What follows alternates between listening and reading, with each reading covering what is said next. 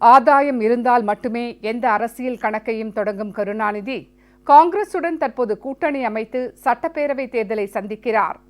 சந்தர்ப்பவாதத்திற்கு சரியான உதாரணமாக திகழும் திமுக காங்கிரஸ் கூட்டணி மக்கள் விரோத கூட்டணி என்பது பலமுறை நிரூபணமாகியுள்ளது. சுயநலத்திற்காக காங்கிரஸ் தயவை கருணாநிதி நாடுவதும் ஆதாயம் பெற்ற பின்னர் அங்கிருந்து ஓடுவதும் கருணாநிதிக்கு கைவந்த கலை என்றால் காங்கிரசும் கருணாநிதிக்கு எந்த வகையிலும் சளைத்ததல்ல.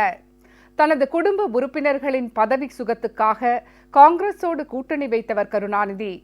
மத்திய அரசில் வளம் கொழிக்கும் இலாக்காக்கள் மூலம் பண அறுவடை முடிந்த பின்னர் கூடா நட்பு கேடாய் முடிந்தது என்று காங்கிரஸை விமர்சித்துவிட்டு கூட்டணியிலிருந்து ஓடி வந்ததும் கருணாநிதிதான்.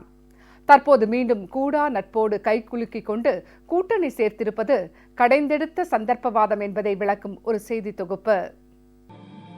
ஒரு வியாபாரத்தை கூட்டு சேர்ந்து நடத்தும் இருவர் லாபம் ஒன்றையே குறிக்கோளாக கொள்வர்.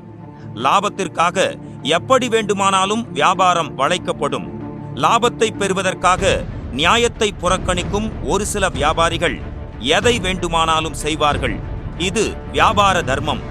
வியாபாரத்தில் சரி, ஆனால் அரசியலில் சுயலாபத்திற்காக மட்டுமே இருவர் கூட்டு சேர்வது அரசியல் அதர்மம். அப்படிப்பட்ட கூட்டணிதான் திமுக காங்கிரஸ் கூட்டணி. ஊழலில் ஊறித்திளைத்த திமுகவும் ஊழலுக்கு முதல் உரை விளக்கம் எழுதிய காங்கிரசும் இணைந்திருப்பது தமிழ் இனத்திற்கு, ஏன் ஒட்டுமொத்த இந்தியாவுக்குமே சாபக்கேடு.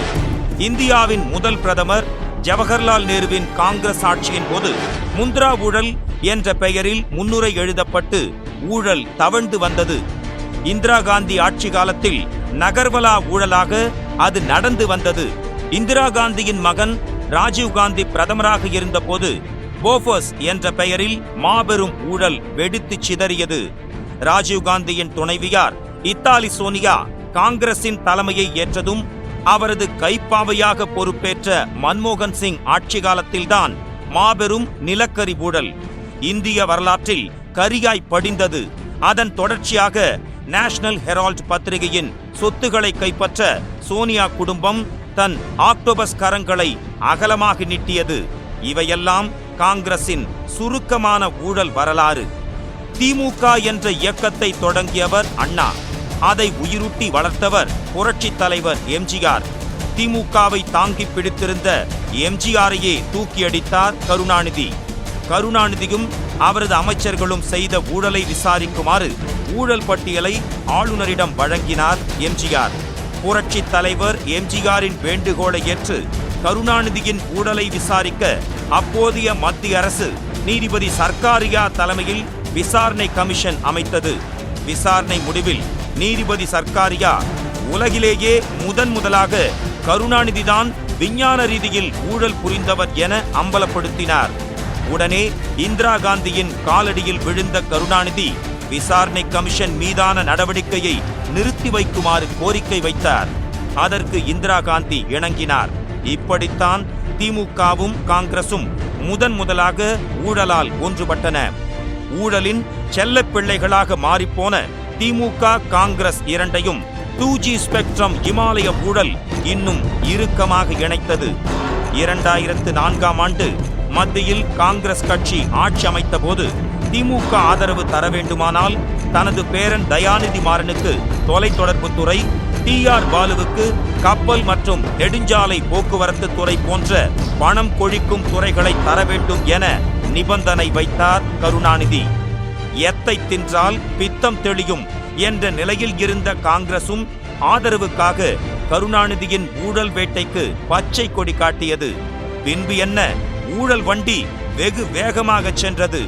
கருணாநிதியின் பேரன் தயாநிதி மாறன் மத்திய அமைச்சராக இருந்தபோது ஏர்செல் நிறுவன பங்குகளை தனக்கு வேண்டிய மலேசிய நிறுவனமான மேக்சிஸ் நிறுவனத்திற்கு வலுக்கட்டாயமாக விற்கச் செய்து அதற்கு பிரதிபலனாக 750 கோடி ரூபாயை முறைகேடாக பெற்று தனது சகோதரர் கலாநிதி மாறனின் சன் குழுமத்தில் முதலீடு செய்ய வைத்தார்.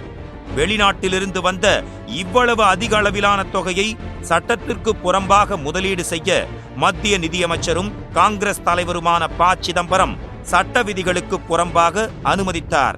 இதன் மூலம் காங்கிரஸ் மற்றும் திமுகவின் ஊழல் கூட்டணி மேலும் இரும்பைப் போல உறுதியானது. அது போதாதென்று சென்னை BSNL நிறுவனத்திலிருந்து 600க்கும் மேற்பட்ட அதிவிரைவு ISDN தொலைபேசி இணைப்புகளை தனது ஆடம்பர பங்களாவில் இணைக்கச் செய்து அதனை தனது சகோதரர் கலாநிதி மாறனின் சன் டிவிக்கு மாற்றிவிட்டதன் மூலம் கொள்ளை லாபம் ஈட்ட வழிவகுத்தார் தயாநிதி மாறன். அதைத் தொடர்ந்து ஆராசாவை அந்த துறைக்கு அமைச்சராக்கினார் கருணாநிதி. அவர் அரங்கேற்றிய 2G அலைக்கற்றை ஒதுக்கீடு ஊழல் மூலம் நாட்டிற்கு 1,80,000 கோடி ரூபாய் வருவாய் இழப்பை ஏற்படுத்தியது காங்கிரஸ் திமுக கூட்டணி. மேலும் முறைகேடான அந்த ஒதுக்கீட்டினால் பலன் பெற்ற ஒரு நிறுவனம் அதற்கு பிரதிபலனாக கருணாநிதியின் குடும்ப தொலைக்காட்சியான கலைஞர் டிவிக்கு சுமார் 214 கோடி ரூபாய் லஞ்சம் கொடுத்தது. அதற்கு காங்கிரஸ் ஆசி வழங்கியது. திமுக காங்கிரஸ் ஊழல் கூட்டணிக்கு முதலமைச்சர் செல்வி ஜெயலலிதா கடந்த 2011ஆம் ஆண்டு சட்டமன்ற தேர்தல் மற்றும் 2014 நாடாளுமன்ற தேர்தல்களில் மீண்டும் எழ முடியாத அளவிற்கு மரண அடி கொடுத்ததைத் தொடர்ந்து ஊடா நட்பு கேடாய் முடியும் என்று அங்கலாய்த்த கருணாநிதி காங்கிரஸ் கூட்டணிக்கு கதவடைப்பு செய்தார். ஆனால் கொஞ்சமும் வெட்கமே இல்லாமல் கூடா நட்பை மீண்டும் கூடிய நட்பாக மாற்றியுள்ளார் கருணாநிதி. 2016 சட்டமன்ற தேர்தலுக்காக காங்கிரசும் திமுகவும் கைகோர்த்துள்ளன. கொள்ளையடிப்பதற்காகவே கூட்டு சேர்ந்துள்ளது திமுக காங்கிரஸ் கூட்டணி. கொள்கைகள் இல்லாமல் கூடிய நட்பு கொள்ளையடித்த பின் கூடா நட்பானது கேடாய் முடிந்தது. அடுத்த கொள்ளைக்காக ஏற்கனவே அடித்த கொள்ளையில் 1000 வெற்றி விளம்பரம் செய்கிறது திமுக. கூடா நட்பு மீண்டும் கூடிய நட்பானது. ஆனால் திமுக காங்கிரஸ் கூட்டணி மக்களுக்கு எப்போதும் கேடானது என்பதை தமிழக மக்கள் நன்றாக உணர்ந்துதான் இருக்கின்றனர். வரும் 16ஆம் தேதி நடைபெறவுள்ள தமிழக சட்டமன்ற தேர்தலின் போது முதலமைச்சர் செல்வி ஜெயலலிதா தலைமையிலான அஇஅதிமுகவை மகத்தான வெற்றி பெற வைத்து அதை உணர்த்தத்தான் போகிறார்கள். ஜெயா செய்திகளுக்காக லாரன்ஸ் விஜயன்.